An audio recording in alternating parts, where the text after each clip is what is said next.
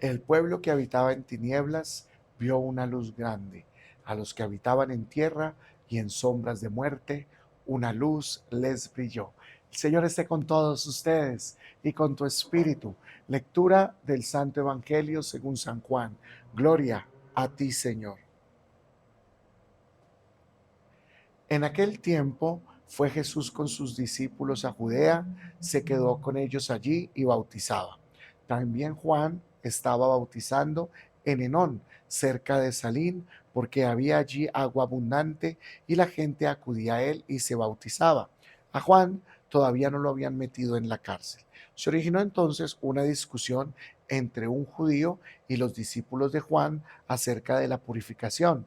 Ellos fueron a Juan y le dijeron: Oye, Rabí, el que estaba contigo en la otra orilla del Jordán, de quien tú has dado testimonio, ese está bautizando y todo el mundo acude a él.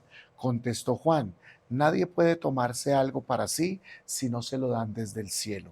Vosotros mismos sois testigos de que yo dije: Yo no soy el Mesías, sino que me han enviado delante de él. El que lleva a la esposa es el esposo. En cambio, el amigo del esposo que asiste y lo oye se alegra con la voz del esposo, pues esta alegría mía está colmada. Él tiene que crecer y yo tengo que menguar. Palabra del Señor.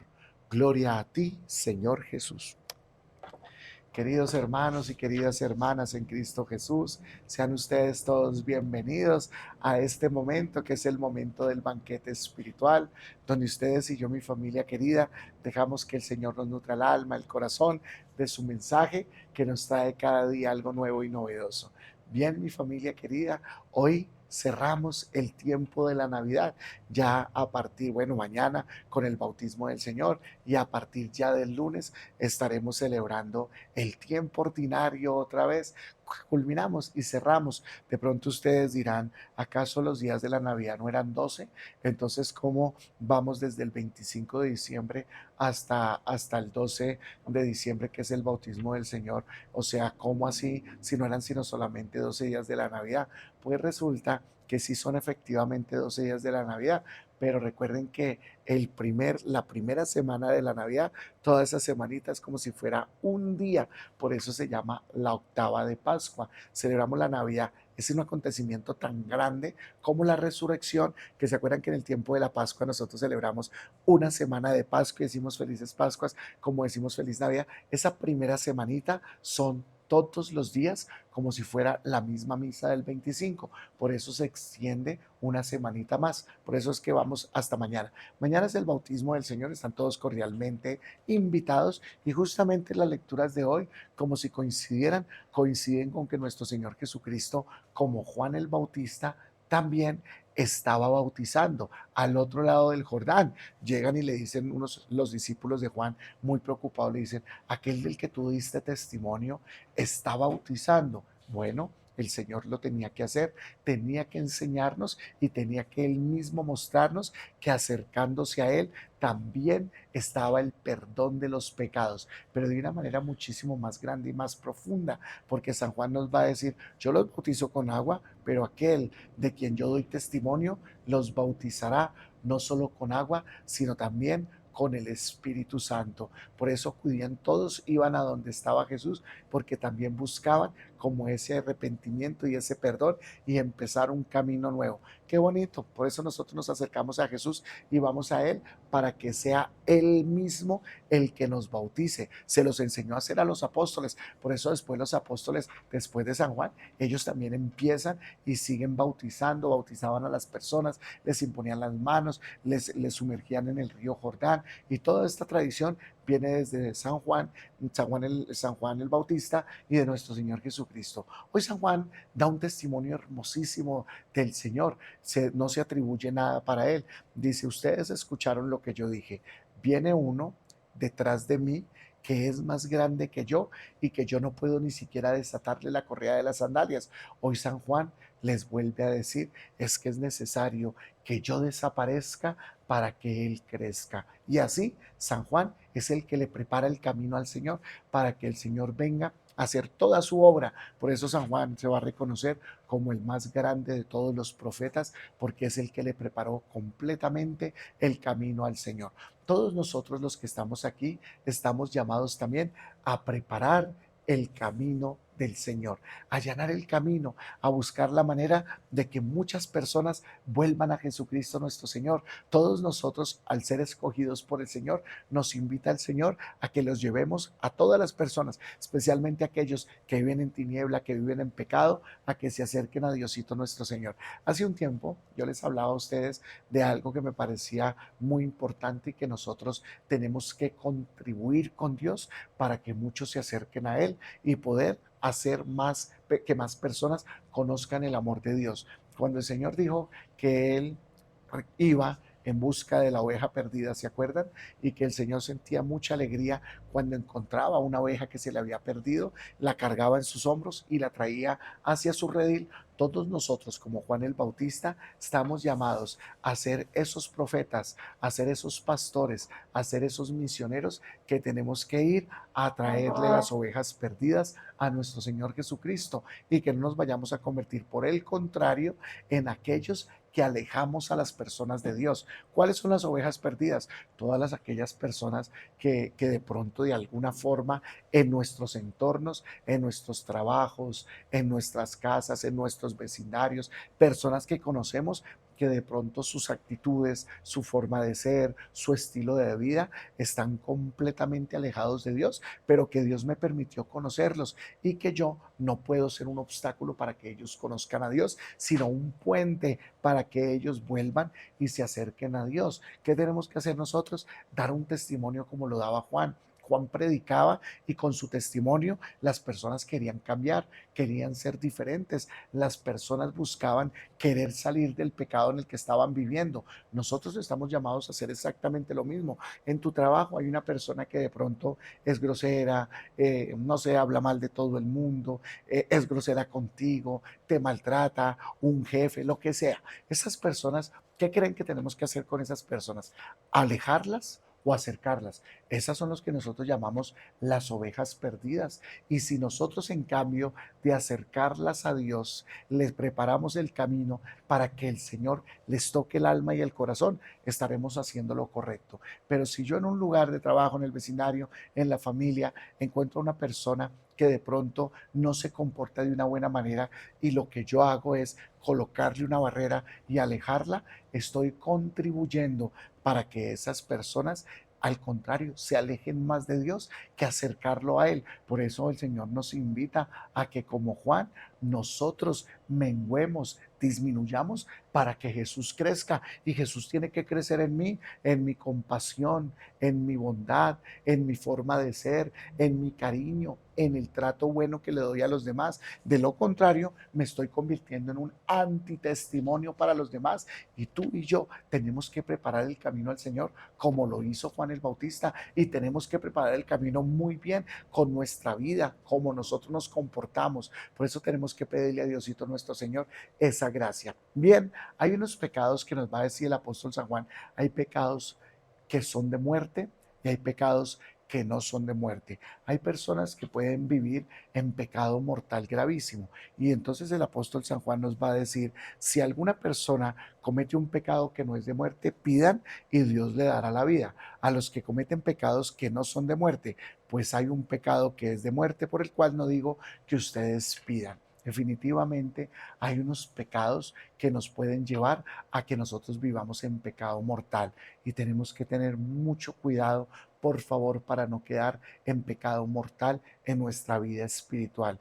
Ustedes y también yo. Un pecado mortal gravísimo es alejar a las personas de Dios, y tenemos que tener mucho cuidado con eso. Muchas veces nosotros, con nuestras acciones, con nuestra forma de ser, con nuestras actitudes, con nuestra rabia, ira, egoísmo, podemos alejar a mucha gente de Dios. Y cada vez que yo alejo a un alma de Dios, estoy cometiendo un pecado mortal, porque si una persona se aleja de Dios por causa nuestra, esas personas pueden conocer la muerte. Entonces yo estoy contribuyendo para que esas personas conozcan la muerte, para que se alejen completamente de Dios. Por eso le tenemos que pedir a Diosito nuestro Señor, para que nosotros no contribuyamos a que los demás caigan en pecados de muerte. Ahora, si ellos están en pecados graves de muerte, no pedimos porque esa persona, ¿cierto? No pedimos por ese pecado, pedimos para que esa persona se acerque a Dios y pueda tener vida. Hay muchos pecados que son de muerte. De hecho, yo les cuento que son 7 pecados que son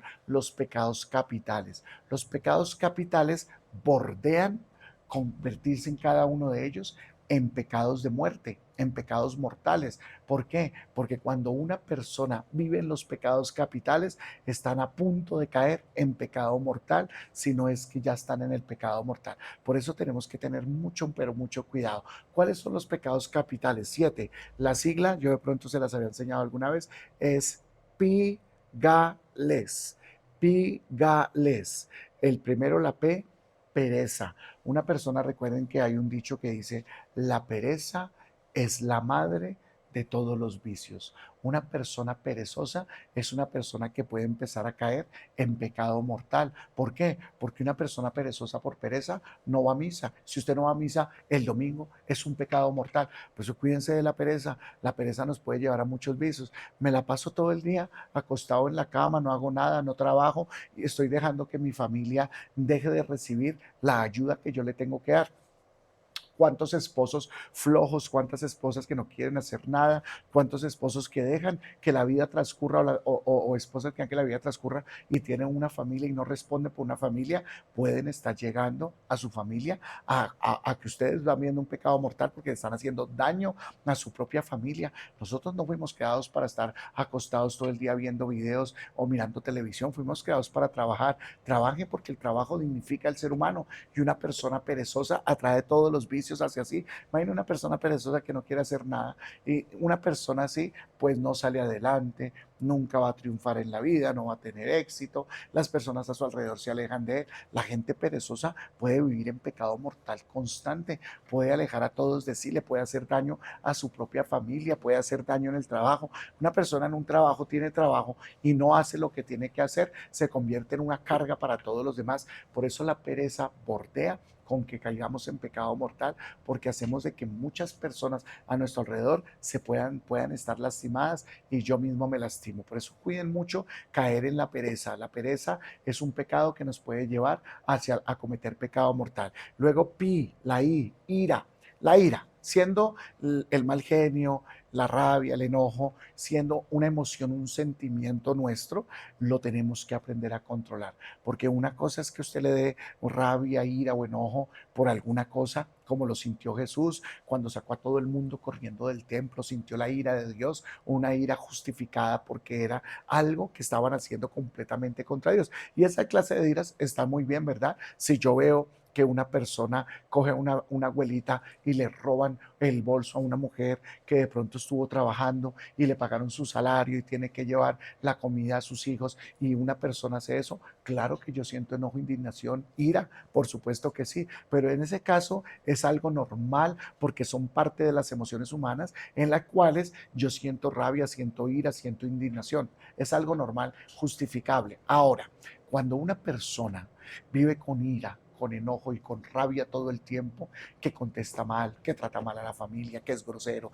que es grosera, que hace sentir a las personas mal.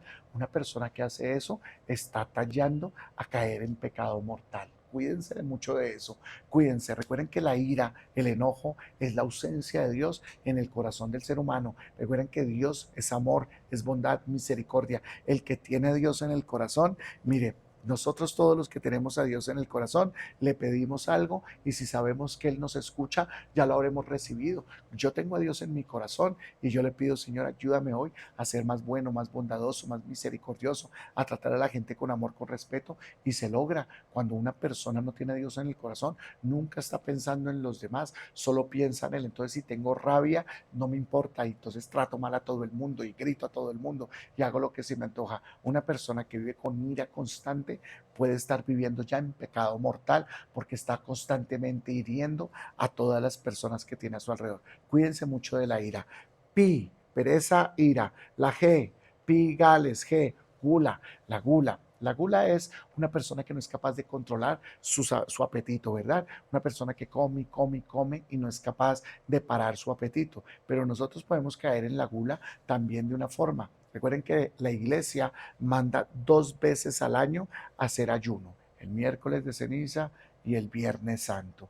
Y si no se nos pide hacer ayuno 2 veces al año, bajo pena de que cometamos pecado grave, llegando al pecado mortal, y es pecado mortal. ¿Por qué? Porque el miércoles de ceniza y el viernes santo es un pecado llegar a comer, un pecado mortal, porque cuando yo miro el miércoles de ceniza que se me dice que yo haga un ayuno, es porque le tengo que dar gracias a Dios que todos los días tengo que comer y te puedo comer 3 veces al día. Si usted come desayuno, almuerzo y comida, les digo que ustedes y yo somos del 30% de la población más afortunada del mundo.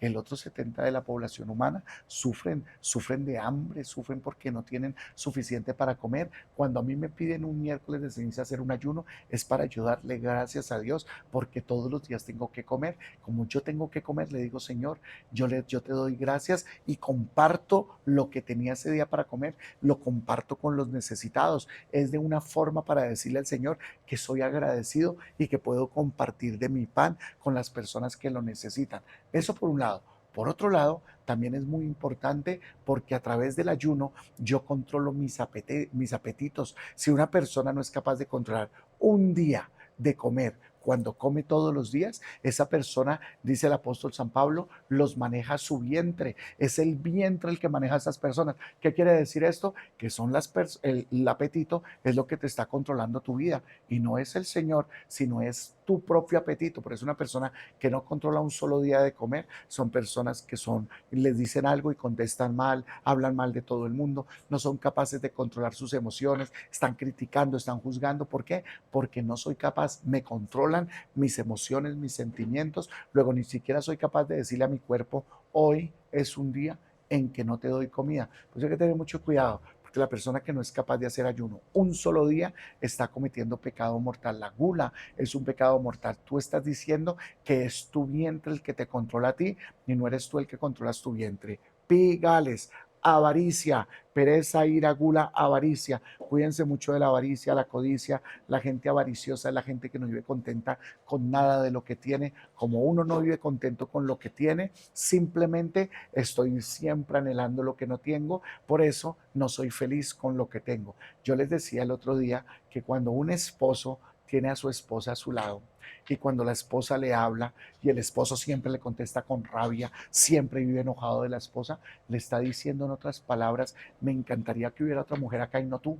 Se lo está diciendo una persona que valora a la persona que tiene a su lado, la quiere, la ama, me habla y siento amor, siento cariño, la respeto, la quiero. Una mujer que cuando el esposo le habla, le contesta de mala gana, es grosero, es fuerte con ella, le está diciendo a su esposo, no te quiero acá, me encantaría que hubiera otro aquí a mi lado. Son personas que no valoran nada y como no valoran, están alegando, ay, si ojalá ese fuera mi marido, ojalá esa fuera mi mujer, es que es más linda, es que es mejor. Entonces dejamos de valorar lo que tenemos al lado y por eso es que el que no valora lo que tiene, lo puede perder. Y esto simplemente con una persona que tengo a mi lado. Esto viene con las cosas, mi relación con lo que yo tengo, nunca vivo contento con lo que tengo, siempre quiero otra cosa, siempre quiero esto, siempre quiero ello. Y la avaricia empieza a anidarse en mi corazón.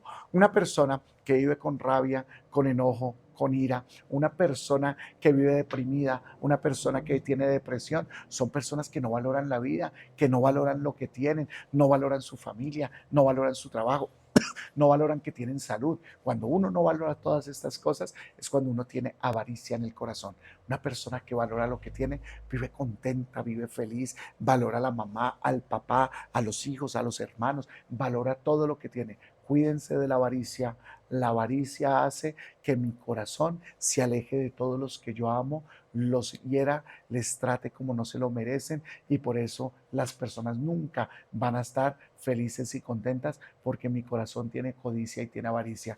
Deseo todo lo de los demás porque no quiero lo que yo tengo. Cuidado con esto. Luego viene pigales, L, la lujuria. La lujuria, si bien tenemos que tener mucho cuidado, porque como ya sabemos, la sexualidad fue creada por Dios. El Señor llamó a Adán y Eva, los bendijo, sean fecundos, multiplíquense, llenen la tierra. La sexualidad fue creada dentro de la bendición de Dios, es decir, dentro del matrimonio, con algo específico. Sean fecundos, multiplíquense y llenen la tierra. La sexualidad fue creada para la procreación y para el amor de la pareja. Cuando una persona busca la sexualidad para placer y beneficio propio, es donde se cae en la lujuria. Por eso estamos mirando lo que no tenemos que estar mirando. Por eso, aunque tengo esposa y esposo, siempre estoy mirando a otros hombres, a otras mujeres. Estoy mirando en la internet, en el celular, lo que no tengo que estar mirando. ¿Por qué? Porque la lujuria ha dominado mi corazón. Por eso dejo abandonado a mi esposo, abandono a mi esposa.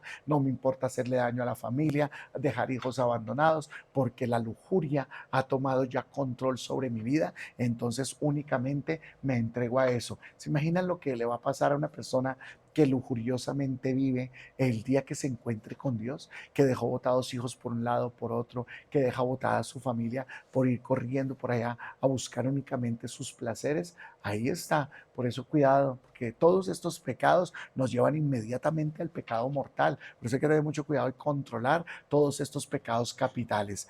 Pigales.